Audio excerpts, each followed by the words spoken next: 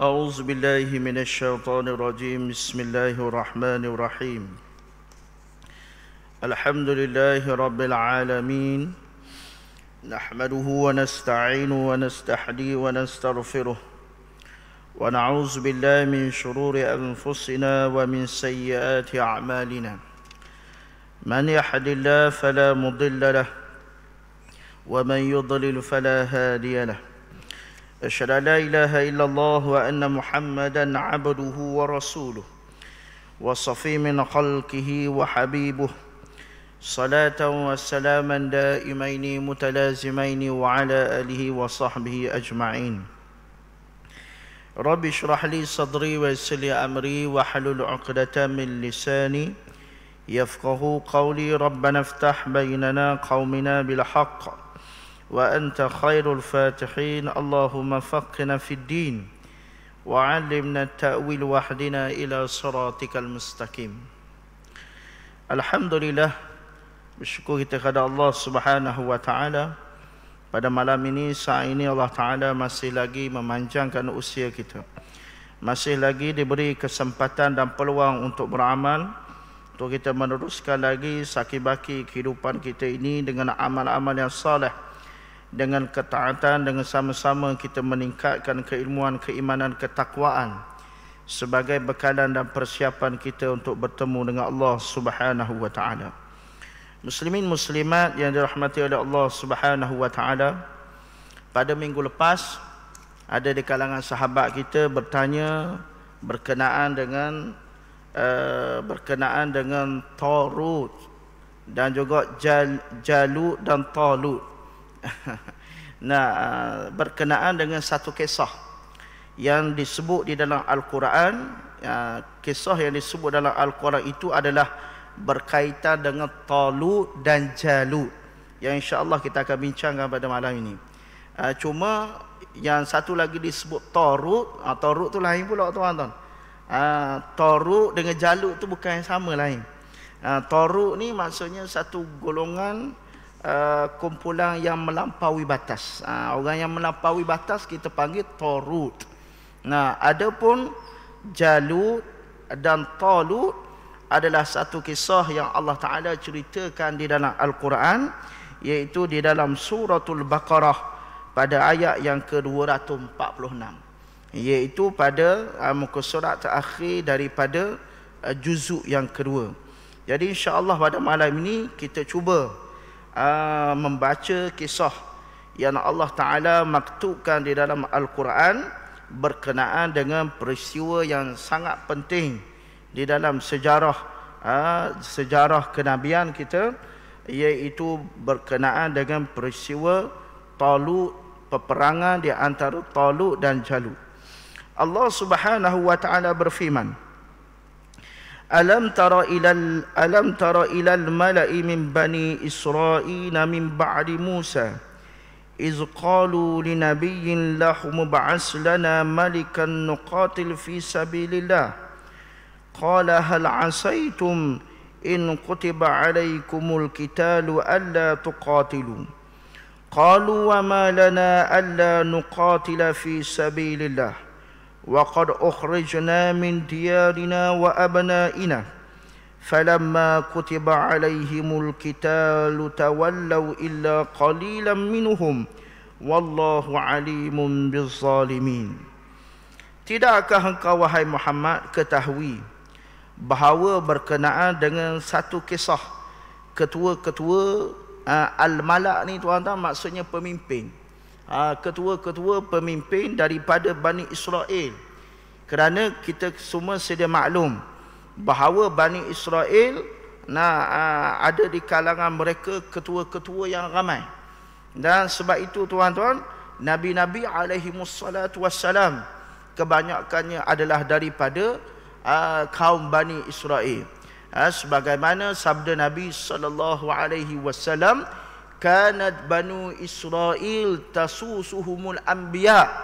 Adalah Bani Israel ni, ketua-ketua dia, pemimpin-pemimpin dia adalah di kalangan Nabi-Nabi alaihimussalatu wassalam. Jadi Allah Ta'ala cerita, wahai Muhammad, tidakkah kamu melihat satu kisah berkenaan dengan pemimpin-pemimpin daripada Bani Israel min ba'di Musa, iaitu selepas mana kewafatan Nabi Musa alaihissalam. Kisah Talut dan Jalut ni tuan-tuan berlaku selepas kewafatan Nabi Musa dan Nabi Harun alaihissalam, dalam satu tempoh yang agak panjang. Maknanya tuan-tuan, di antara kewafatan Nabi Musa tu nak jumpa kepada Nabi lain tu satu tempoh yang panjang, menyebabkan tidak ada Rasul, menyebabkan tidak ada ketua, tidak ada pemimpin yang dapat memimpin kaum Bani Israel ini. Maka kemudian Bani Israel ini berkata kepada izqalu linabiyyin, maka Bani Israel ini berkata kepada Nabi mereka. Siapa Nabi mereka? Iaitu para tafsir menyebut di sini, iaitu Nabi Samuel alaihissalam. Nah, mungkin kebanyakan kita tak pernah dengar Nabi Samuel. Tuan-tuan, Nabi-Nabi dan Rasul-Rasul alaihimussalatu wassalam, bilangan dia tuan-tuan banyak. Nah, yang kita tahu 25 orang Rasul itu adalah 25 orang Rasul yang disebut di dalam Al-Quran, yang wajib kita imani secara tafsil. Secara tafsil ni maksudnya secara detail, secara terperinci. Adapun Rasul-Rasul dan Nabi-Nabi alaihimussalatu wassalam yang lain, ada riwayat menyatakan Nabi-Nabi ada bilangan dia sebanyak 313, sebagaimana sama dengan ahli Badar. Dan ada kata lebih lagi. Jadi nak kabarnya tuan-tuan, Nabi-Nabi ni ramai, bukan 25 orang saja. Nah, 25 orang tu hak kita belajar, hak kita beriman kepada Rasul 25 orang itu, hak tu hak wajib kita beriman secara tafsir. Sebab apa? Sebab 25 orang Rasul itu disebut secara terperinci di dalam Al-Quran. Adapun hak lain-lain yang tidak disebut secara jelas di dalam Al-Quran, tapi disebut secara ijmal, secara borong, secara umum sahaja. Termasuklah ayat ini, iaitu selepas mana kewafatan Nabi Musa alaihissalam, maka dalam tempoh yang panjang itu, maka dilantik seorang lagi Nabi, iaitu Nabi Samuel alaihissalam. Jadi apabila kaum Bani Israel ini minta kepada Nabi Samuel, izqalu li nabiyyin lahu mub'as lana malikan nuqatil fi sabilillah. Jadi puak Bani Israel ini minta kepada Nabi Samuel supaya dilantik di kalangan mereka seorang pemimpin, seorang ketua, supaya mereka dapat berperang di jalan Allah Ta'ala. Nampak? Jadi tuan-tuan, nak pergi lawan musuh ni kena ada ketua. Jadi Bani Israel kata minta kepada Nabi Samuel, Nabi Samuel, mintalah pada Tuhan supaya Tuhan tunjuk kepada kita latih seorang ketua di kalangan kita. Kemudian Nabi Samuel kata, qala hal asaitum in kutiba alaikumul qital wa alla tuqatilu. Maka Nabi Samuel kata, adakah kalau kalau Allah Ta'ala mewajibkan berperang ke atas kamu, adakah kamu akan pergi berperang? Nah, bimbang-bimbang kayak gini, bila Allah Ta'ala suruh kamu berperang, kamu tak mau pergi perang. Sebagaimana yang telah berlaku kepada Bani Israel pada zaman Nabi Musa alaihissalam. Ketika mana Allah Subhanahu wa Ta'ala memerintahkan kaum Bani Israel supaya pergi berperang melawan kaum Jabarut. Ini disebut di dalam Al-Quran pada zaman Nabi Musa alaihissalam. Tapi puak Bani Israel kata kepada Nabi Musa apa? Izhab faqatila inna hahuna qaidun. Nampak? Bani Israel kata, hai Musa, izhab faqatila, pergilah kamu berperang, kami duduk sini. Nampak? Ini puak Bani Israel. Puak Bani Israel ni tuan-tuan, kalau dia minta sangat, tapi tuan-tuan buat tambah. Ini PA perangai puak Bani Israel. Sama juga ketika mana peristiwa Bani Israel minta kepada Nabi Musa, kata, hai Musa, mintalah dengan Allah Ta'ala supaya diturunkan kepada kita ni kitab. Supaya kita ni Bani Israel ada panduan. Nah, ada panduan kitab-kitab sebagaimana Nabi-Nabi terdahulu. Nabi Musa kata, dah kalau ada kitab mu nak ikut dah. Nampak? Mu nak ikut dah. Ada apa pergi minta dulu. Akhirnya Nabi Musa alaihissalam pergi bermunajat di Bukit Turi Saina. Ini ada juga disebut dalam Al-Quran, dalam suratul Baqarah. Akhirnya Nabi Musa pergi bermunajat selama 30 hari di Bukit Turi Saina. Kalau hari ni enggak Bukit Tursina.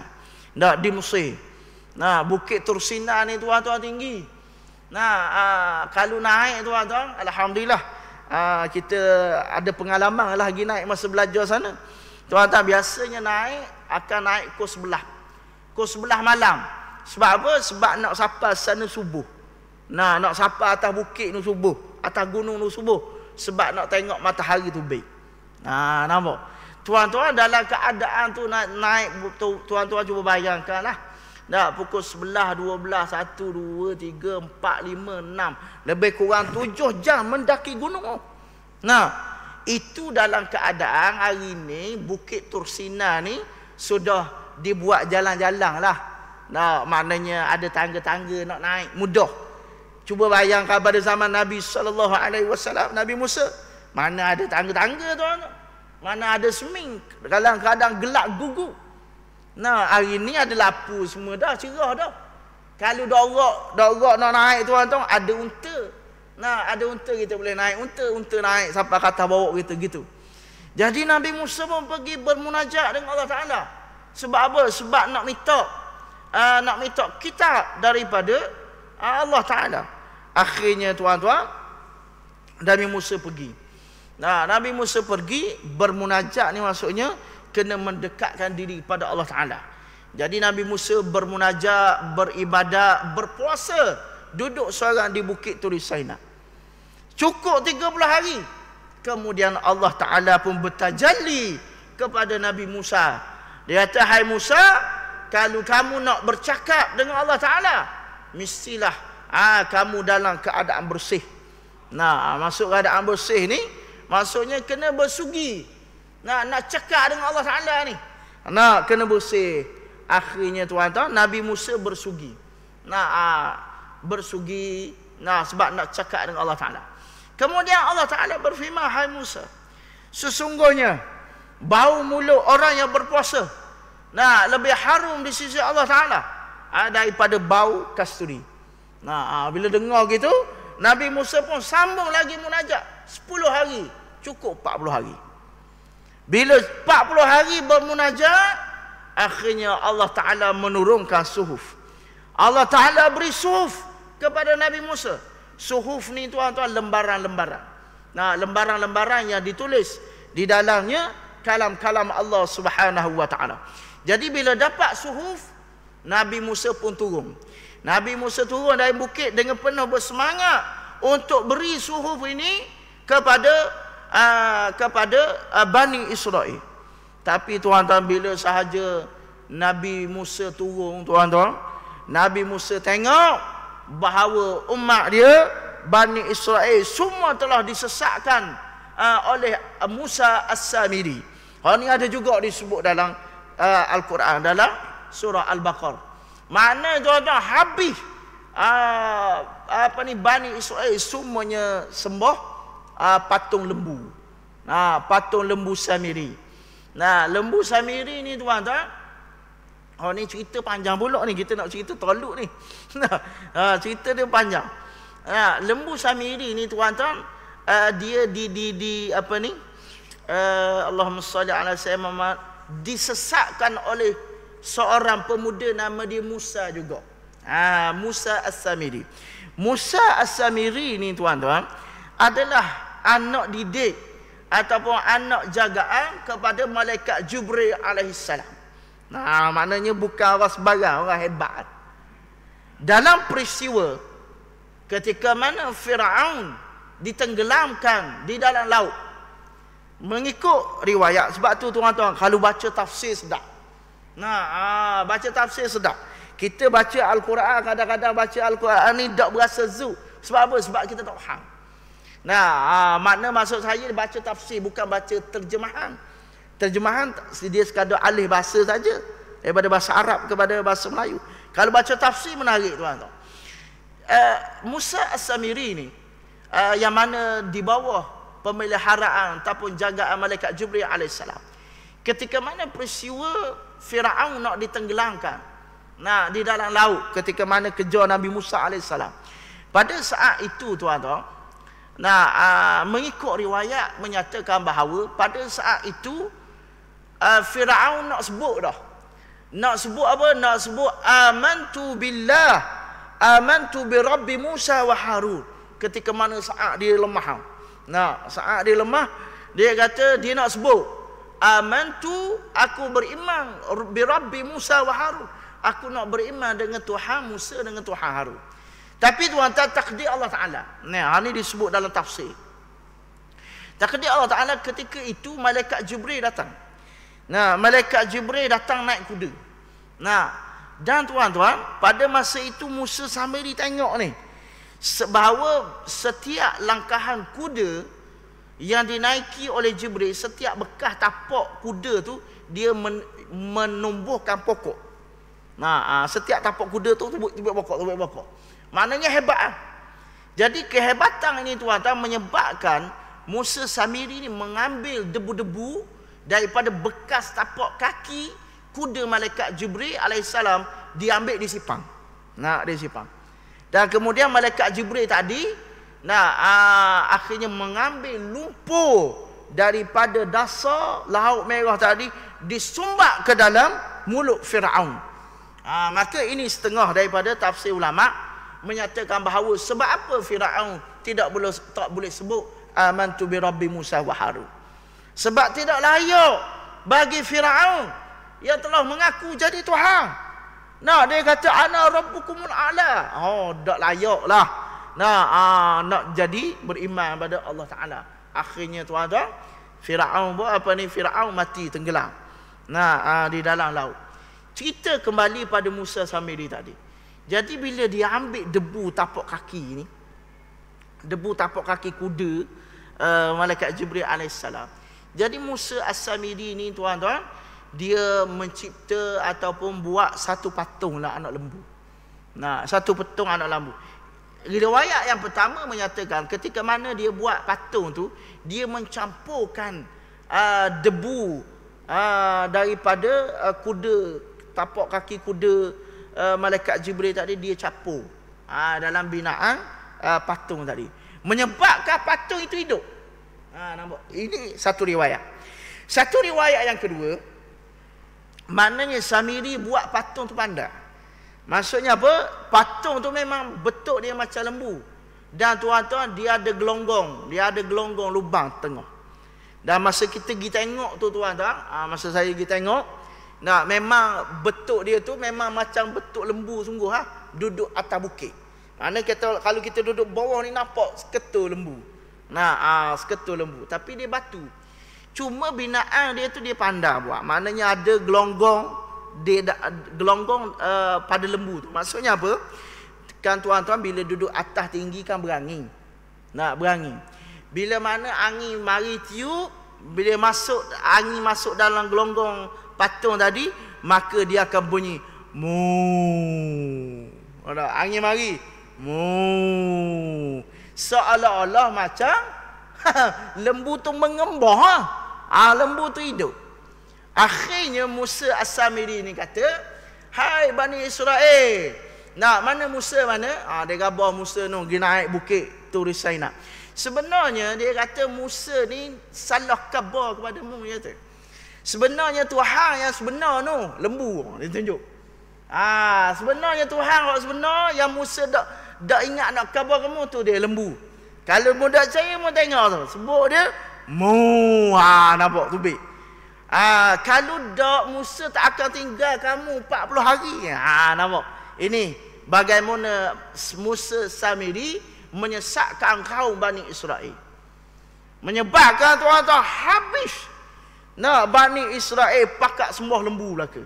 Nah, hal ni ada sebut dalam surah Al-Baqarah pada awal permulaan juzuk pertama.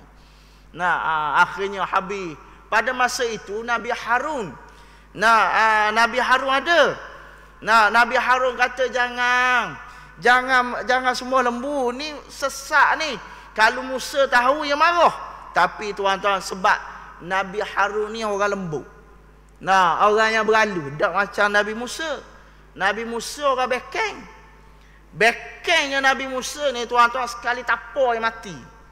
Ketika mana Nabi Musa balah dengan orang Mesir ke beti. Hal ni ada gak sebut dalam Al-Quran. Ketika mana Nabi Musa balah dengan orang Mesir ke beti, balah lepas mati terus member tu. Nampak? Makna tuan-tuan Nabi Musa ni orang debel juga. Nah, nampak? Kemudian tuan-tuan, lepas 40 hari Nabi Musa turun. Nabi Musa turun bawa suhuf. Tapi tuan-tuan bila tengok Bani Israel semua sesak, sembah lembu tuan-tuan, ini disebut dalam Al-Quran, Nabi Musa lepar suhuf. Menunjukkan apa? Menunjukkan sangat marah. Bila Nabi jumpa Nabi Harun, Nabi Musa tanya, "Hai Harun, muat apa kepada umat aku?" Sehingga kan ini disebut juga dalam Al-Quran. Sehingga kan Nabi Musa pegang janggut Nabi Harun. Mana marah sungguh, muat apa kepada umat aku ni. Nah, Nabi Harun kata, "Wahai Musa, Bani Israel ni tak dengar cakap aku, dia tak takut pada aku. Dia takut kepada mu je." Nampak? Ini perangai Bani Israel. Nah, tadi Bani Israel minta sangat. Nak kitab, nak suhuf, nak beramal. Tapi tuan-tuan, bila Allah Ta'ala turun, tak beramal sekarang. Tak beramal langsung. Sama juga dengan kisah kita nak baca ni.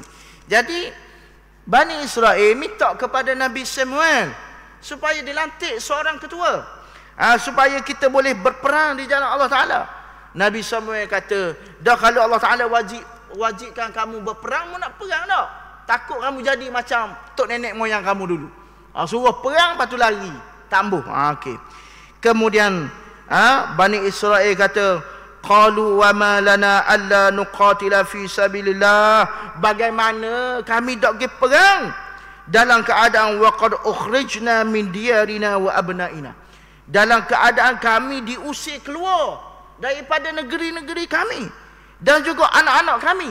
Maknanya tuan-tuan, pada masa itu Pok Bani Israel ini berhadapan dengan satu kaum tadi yang kita sebut, iaitu kaum Jalut, yang mana menyerang, menghambat dia keluar daripada negeri dia. Falamma kutiba alaihimul qitalu tawallaw illa qalilan minhum. Maka apabila berperang diwajibkan ke atas mereka, mereka membelakangi kewajipan itu, kecuali sedikit saja. Maknanya apa? Sikit saja di kalangan Bani Israel yang patuh kepada perintah Allah Ta'ala suruh pergi perang. Hak lain, bila Allah Ta'ala suruh pergi perang, semua lari belaka. Okey. Kemudian waqala lahum nabiyuhum, maka mereka berkata kepada nabi mereka tadi, iaitu Nabi Samuel, innallaha qad ba'asa lakum Taluta malika. Okey. Kemudian Nabi Samuel kata kepada Bani Israel bahawa sesungguhnya Allah Ta'ala telah melatih Talut menjadi ketua, menjadi ketua di kalangan kamu. Kemudian ni nak khabar perangai orang Bani Israel. Tadi dia minta dah, dia minta suruh latih seorang ketua. Kemudian Allah Ta'ala telah melantik, iaitu Allah Ta'ala telah melantik Talut. Maka Bani Israel kata, qalu anna yakunu lahul mulku alaina. Bani Israel kata, bapa latih Talut, sedangkan wa nahnu ahaqqu bil mulki minhu. Sedangkan kami Bani Israel ini lebih layak untuk menjadi pemimpin daripada Talut. Sebab apa? Sebab walam yu'ta sa'atan minal mal. Sebab Talut ni, tuan-tuan, Talut ni orang miskin. Orang miskin, orang yang tak ada harta. Jadi bila Talut diangkat menjadi ketua, maknanya Allah Ta'ala pilih Talut jadi ketua. Bani Israel kata, buat apalah tik Talut? Talut ni orang miskin. Sepatutnya kamilah yang lebih layak. Maksudnya apa? Dia mempertikai keputusan Allah Subhanahu wa taala. Kemudian Allah Taala sebut sebab apa dipilih? Sebab apa dipilih Talut menjadi ketua? Qala innallaha hastafahu alaikum wa zadahu bastatan fil ilmi wal jims. Sesungguhnya Allah Ta'ala telah memilih ke atas kamu Talut menjadi pemimpin. Sebab apa? Sebab Talut ni bastatan fil ilmi wal jims. Talut ni tuan-tuan mempunyai kekuatan dari sudut ilmu dan juga kekuatan dari sudut jasmani. Sebab tu tuan-tuan, syarat nak jadi pemimpin bukan kaya. Syarat menjadi pemimpin mestilah berilmu dan juga gagah jasmani. Jadi tuan-tuan, dua-dua sifat ni ada pada Talut. Walaupun Talut ni orang miskin. Dan mengikut tafsir menyatakan bahawa Talut ni kerja dia apa tuan-tuan? Kerja tukang kayu. Tukang kayu, tukang cari kayu api. Gitulah maknanya. Mana kerja kalau kita kerja orang kampung lah. Bukan kerja orang kaya, orang miskin. Jadi tuan-tuan, Bani Israel tidak menerima pelantikan Talut sebagai pemimpin. Sebab Talut ni orang miskin. Tetapi Allah Ta'ala pilih juga. Sebab Talut ni orang yang bijak, orang yang ada ilmu dan juga orang yang ada kekuatan jasmani. Wallahu yu'ti mulkahu man yasha'. Dan Allah Ta'ala memberi pemerintahan kepada siapa yang dia kehendaki. Nampak? Sebab itu tuan-tuan, kuasa-kuasa pemerintahan, kerajaan-kerajaan ni Allah Ta'ala beri kepada siapa yang dia kehendaki. Dan Allah Ta'ala boleh cabut pemerintahan daripada siapa yang dia kehendaki. Yang mana kita duduk zikir tu, Qulillahumma malikal mulki tu'til mulka man tasha' wa tu'azzu man tasha' wa tuzillu man tasha' biyadikal khair. Sesungguhnya Allah Ta'ala beri kerajaan kepada sesiapa yang ia kehendaki. Allah Ta'ala memuliakan kepada sesiapa yang dia kehendaki. Allah Ta'ala menghinakan kepada sesiapa yang ia kehendaki. Jadi wallahu yu'ti mulkahu man yasha'. Jadi Allah Ta'ala beri pemerintahan itu kepada siapa yang dia kehendaki. Wallahu wasi'un alim. Dan Allah Ta'ala maha luas. Maha luas ilmunya. Maha luas ilmunya. Kemudian wa qala lahum nabiyuhum inna ayatal mulkihi an ya'tiyakumut tabutu fihi sakinatun min rabbikum. Jadi tuan-tuan, selepas mana kaum Bani Israel ini mempertikai pelantikan Talut sebagai pemimpin, kemudian Nabi Samuel pun berkata, sesungguhnya tanda bukti Allah Ta'ala memilih Talut. Bukti Allah Ta'ala memilih Talut menjadi pemimpin, an ya'tiyakumut tabut. Allah Ta'ala mendatangkan tabut.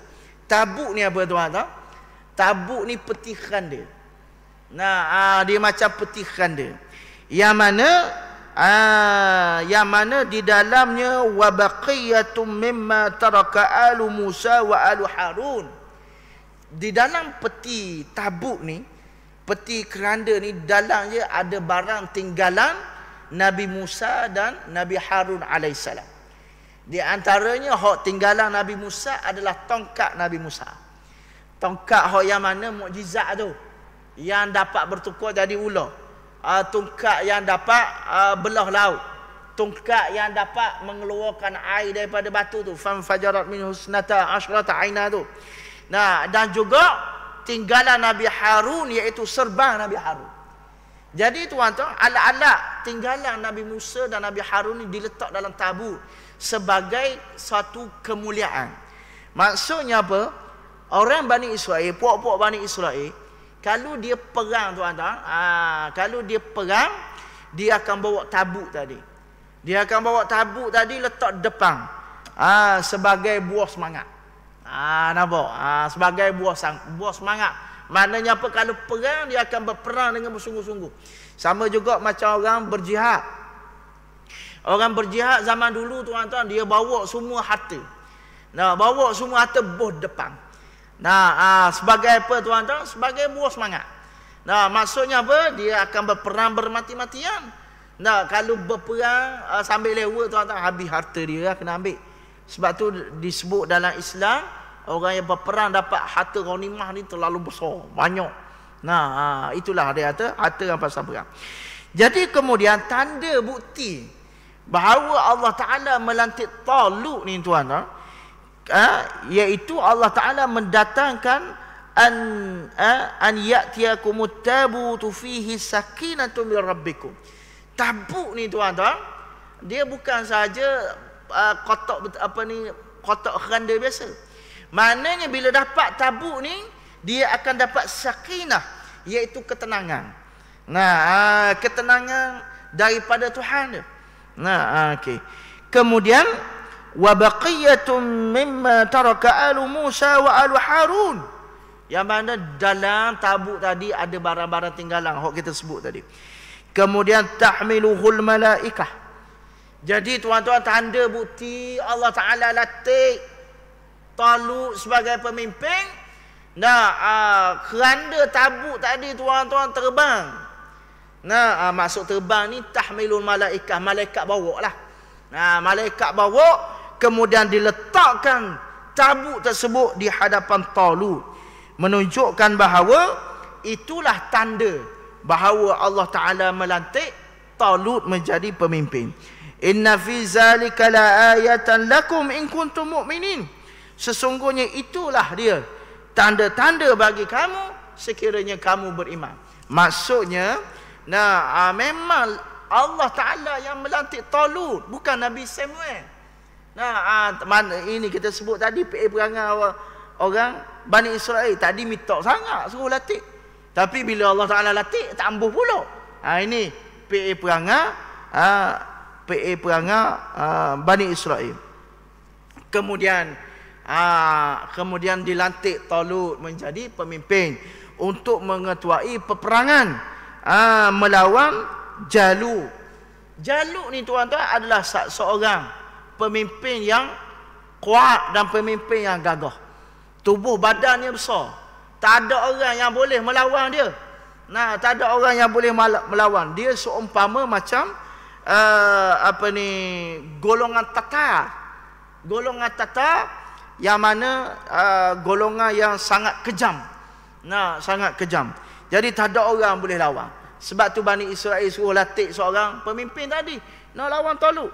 Nah, akhirnya lepas lantik Talut, kemudian Talut pun bergerak.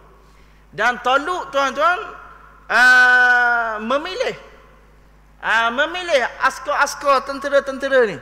Mana dia buat pilihan dulu siapa yang layak untuk pergi berperang. Sebab bukan semua orang layak pergi berperang. Akhirnya mari seorang-seorang teh. Di antara yang datang adalah Nabi Daud alaihissalam. Nah, Nabi Daud alaihissalam. Masa sebelum tu belum dilantik lagi menjadi rasul. Bila Nabi Daud mari ni, Talut kata nak pergi perang. Nak pergi perang. Jadi Talut kata, apa keistimewaan yang kamu ada? Jadi tuan-tuan nak pergi perang ni kena ada keistimewaan lah. Nah, apa kekuatan yang kamu ada? Iaitu Talut tanya kepada Daud, apa kekuatan yang kamu ada? Daud kata, aku ni, kalau jumpa singa, nampak. Ini tuan-tuan disebut dalam tafsir waktu saya sebut tadi. Kalau baca tafsir menarik. Daud kata, aku ni kalau aku jumpa singa, aku pegang mulut dia, pegang atas, pegang bawah, aku soyok gitu je. Nampak? Tu nak khabar. Nak khabar Daud kata, aku ni gagah lah. Maksudnya gagah boleh lawan tentera Jalut. Sebab tuan-tuan Jalut kita sebut tadi, orang yang hebat. Tak ada orang berani lawan, gagah dia. Orang yang hebat sangat. Nabi Daud kata, aku kalau jumpa singa, pegang mulut dia atas bawah, soyok gitu je. Nampak? Kemudian Talut tak tanya banyak dah. Kalau orang lain kena temuruga lah apa. Hak ni tak dah. Talut kata okey, boleh jalan. Boleh masuk menjadi tentera Talut. Kemudian tuan-tuan, akhirnya bergeraklah sebab masa dah banyak ni. Cerita dia panjang. Falamma fasala Talut bil junud. Kemudian Talut pun pergilah keluar bersama dengan tenteranya. Dalam perjalanan, qala innallaha mubtaliikum binahar. Jadi dalam perjalanan Talut kata kepada tentera dia, sesungguhnya kaki Allah Taala akan menguji kamu dengan sebatang sungai. Dengan sebatang sungai. Faman syaraba minhu falaysa minni. Siapa yang minum daripada air sungai tersebut, maka dia bukan daripada golongan kita. Nah, apa ni? Faman syariba minhu falaysa minni wa man lam yut'amhu fa innahu minni illa man irtarafa rurfatan biyadih. Jadi Talut kata, kita akan temu dengan satu sungai. Nah, siapa yang minum air sungai tersebut bukan daripada kita. Kecuali illa man irtarafa rurfatan biyadih. Kecuali kalau nak minum boleh, tapi minum rurfatan biyadih. Ni kenapa orang panggil? Kenapa orang panggil? Satu cebok. Satu cebok. Mana banyak ni je boleh. Rurfah gini, rurfatan biyadih. Satu cebok saja. Mana tak boleh minum lebih-lebih. Tak boleh minum sampai kenyang, tak boleh. Nah, tak boleh minum sampai kenyang. Illa man irtarafa rurfatan biyadih fasharibu minhu illa qalilan minhum. Kemudian tuan-tuan, bila sampai kat sungai, maka tuan-tuan semua pakat minum belaka. Minum dengan sebanyak-banyaknya sehingga kenyang. Nah, sehingga kenyang. Mengikut tafsir tuan-tuan. Mengikut dalam tafsir ni bahawa daripada bilangan bilangan yang tentera yang ramai tadi itu, yang tinggal tuan-tuan mengikut tafsir, walaupun di sana ada berbagai pendapat, menyatakan bahawa yang tinggal yang ikut arahan. Maksudnya yang minum dengan secebok tadi tuan-tuan hanyalah lebih kurang 313 orang. Sama macam ahli Badar. Nah, sama macam ahli Badar. Hak lain semua minum ikut nok je. Sampai kenyang. Nah, sampai kenyang nanti. Kemudian falamma jawazahu huwa wallazina amanu ma'ah qalu la taqata lana al-yawma bijalut wa junudih. Nah, jadi puak-puak hok makan kenyang tadi, minum kenyang tadi, kemudian dia kata, na qalu la taqata lana al-yawm bijalut. Hari ni kita tak boleh lawan tentera Jalut ni. Darah kita nak lawan tentera Jalut ni tuan-tuan. Nah, jadi darah tuan-tuan. Macam kita tuan-tuan. Kita puasa tau. Kita puasa. Kemudian kita buka puasa tuan-tuan, jarang orang buka puasa setengah tu. Nah, jarang orang buka puasa setengah. Nak pula boleh air sedap tuan-tuan. Air tapping sekolah tu bahang. Nah. Bila sekolah, bila minum air banyak tuan-tuan, sama macam kita. Kita lepas buka puasa tuan-tuan, kalau minum air banyak, lepas tu dah orang dah nak mayar tarawih tau. Tu. Maka gitulah contohnya. Dalam keadaan nak pergi perang pada pasir yang panas, Talut kata minum sikit je, minum setegak dia, minum secupak tangan dia. Tapi dia minum habis teh, minum sepuas-puasnya, menyebabkan dak orang dah nak perang. Bila dak orang dah nak perang, dia kata hari ni kita dak orang dah nak lawan tentera Jalut. Kemudian qala allazina yazunnuna annahum mulaqullah, dan berkata orang-orang yang yakin bahawa mereka akan bertemu dengan Allah Ta'ala, iaitu apa? Orang yang patuh tadilah. Orang yang patuh kepada arahan Talut tadi, yang taat, yang beriman kepada Allah Ta'ala ni, dia kata apa? Kam min fi'atin qalilatin ghalabat fi'atan katsiratan biiznillah. Nah, dia kata berapa ramai golongan yang sedikit dapat mengalahkan golongan yang ramai. Ni kita sebut orang mukmin yang berkualiti. Sebab tu hari ni kita nak bercakap Bukan kita nak berbangga dengan bilangan umat Islam yang ramai. Hari ini kita nak bercakap, nak berbangga dengan umat Islam yang berkualiti. Tak kira lah, biar sikit pun tuan-tuan, janji berkualiti. Jadi golongan yang sikit ni 313 ni, dia pun berucaplah sebagai buah semangat. Dah orang lain tak mau pergi perang dah ni, semuanya ngata-ngata dah ni, kenyang belaka dah ni. Kemudian dia lepas tu dia kata pula, macam mana kita nak pergi lawan Jaluk ni, dah kita Jaluk gagah apa semua. Kemudian orang yang beriman ni kata, berapa ramai golongan yang sikit telah berjaya mengalahkan golongan yang ramai. Macam dalam kisah-kisah yang banyaklah. Akhirnya wallahu ma'as sabirin, dan Allah Taala bersama dengan orang-orang yang sabar. Walamma barazu li Jalut wa junudih, dan apabila orang-orang yang beriman itu yang kata tadi, yang tinggal baki tadi, keluar menentang Jalut, mereka pun berdoa, qalu rabbana afriq alaina sabra wasabbit aqdamana wansurna ala qaumil kafirin. Maknanya tuan-tuan, ini orang beriman. Senjata orang beriman adalah doa. Pergantungan dia pada Allah Taala. Walaupun Jalut tu tentera yang hebat, dan pula bilangan tentera yang ramai, dan kita tentera bilangan yang sikit, maka dia pun berdoa, rabbana afriq alaina sabra, wahai Tuhan kami, limpahkanlah kepada kami kesabaran, wasabbit aqdamana, dan teguhkanlah tapak kaki pendirian kami. Maksudnya jangan lari, teguh berhadapan dengan musuh. Wansurna 'alal qaumil kafirin, dan menangkan kami terhadap orang-orang kafir. Ini doa orang-orang beriman lawan musuh. Kemudian fahazamuhum biiznillah, dan kemudian oleh sebab itu mereka dapat mengalahkan tentera Jalut. Wa qatala Daud Jalut wa atahu Allahul mulk. Kemudian tuan-tuan, yang membunuh Jalut tadi Nabi Daud alaihissalam. Nampak? Nabi Daud alaihissalam, hok yang kita cerita soyok mulut singa gitu. Jadi tuan-tuan, mengikut tafsir, dalam peperangan tersebut, Nabi Daud ni dia ambil tu tuan-tuan. Sikit lagi tuan-tuan, insya-Allah. Dia ambil anak batu. Ambil anak batu, kemudian stick gitu. Sep. Nampak? Stick itu akhirnya batu tadi tu kena kepada mata Jalut. Bila kena mata Jalut, tuan-tuan, bing ke bawah, mati lalu. Nampak? Ni kita sebut hebat Nabi Daud tadi.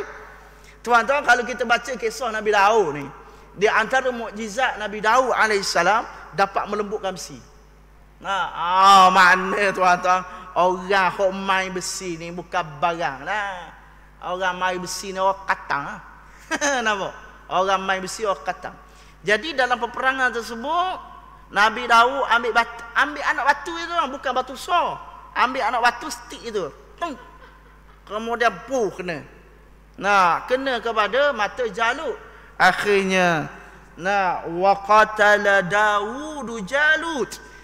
Maka Daud pun berjaya membunuh Jalut.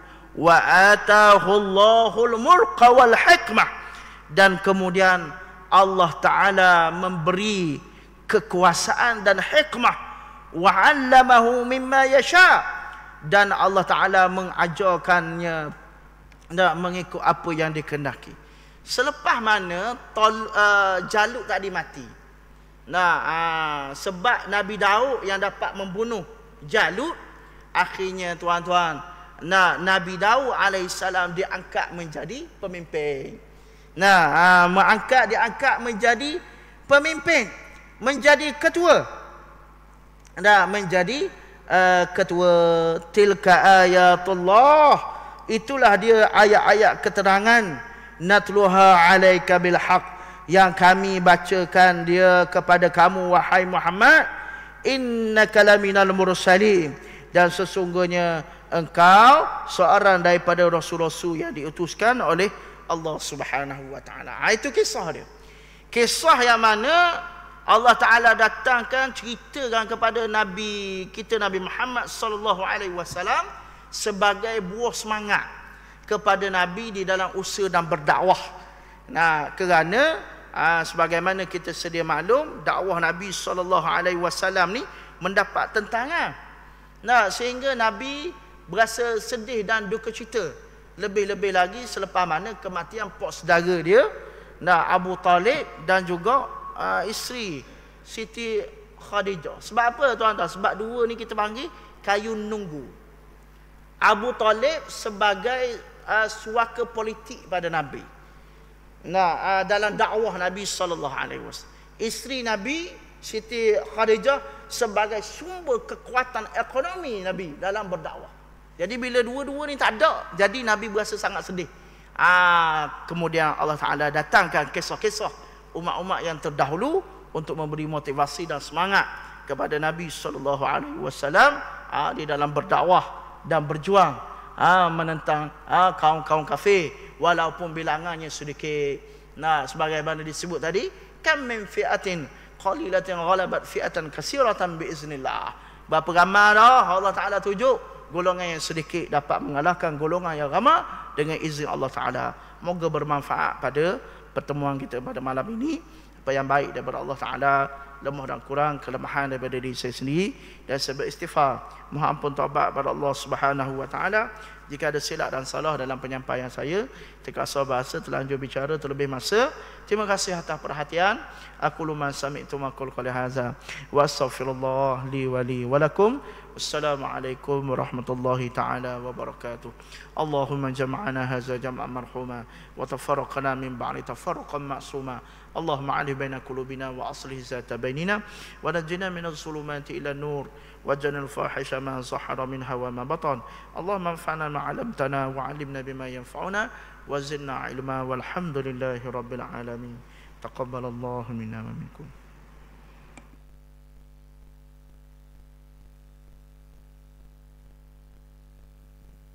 Subhanallah.